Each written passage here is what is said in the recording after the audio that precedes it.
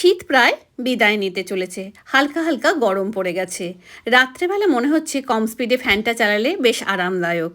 তো এই সময়কালে না, সজনে ডাঁটা দিয়ে আলু দিয়ে পোস্ত খেতে দারুণ লাগে। তার জন্য আমি আজকে শিলপাটায় পোস্তটা বেটে নেব, যেহেতু হাতে একটু সময় আছে। না হলে মিক্সিতে বেটে নিলেও চলে, তবে শিলপাটার সঙ্গে পোস্তের একটা অবিচ্ছেদ্য সম্পর্ক আছে। পোস্তটা কয়েকটা কাঁচা লঙ্কা দিয়ে বেটে নিলাম। পোস্ত বাটা হয়ে গেলে লম্বা লম্বা করে আমি আলু কেটে নেব, আর ডাঁটাগুলোকে খোসা ছাড়িয়ে কেটে নেব। ডাঁটার আলু কাটা হয়ে গেলে কড়াইতে সর্ষের তেল গরম করে শুকনো লঙ্কার কালো জিরে ফোড়নে দেব।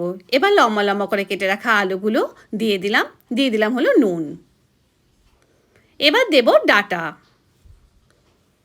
ডাঁটার আলুগুলো ভাজা ভাজা হয়ে গেলে এর মধ্যে দিয়ে দেবো হলো হলুদ গুঁড়ো।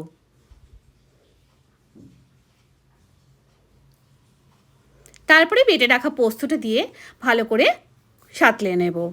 অনেকে বলে যে পোস্ত ভাজলে স্বাদ চলে যায়, তবে এই আইটেমটাতে আমি কিন্তু পোস্তটাকে একটু ভেজে নিই। এবার বাটি ধোয়া জলটা দিয়ে দিলাম দুটো চেরা কাঁচা লঙ্কা, একটু স্বাদ মতো চিনি আর সামান্য একটু নুন। এবার ঢেকে দেব।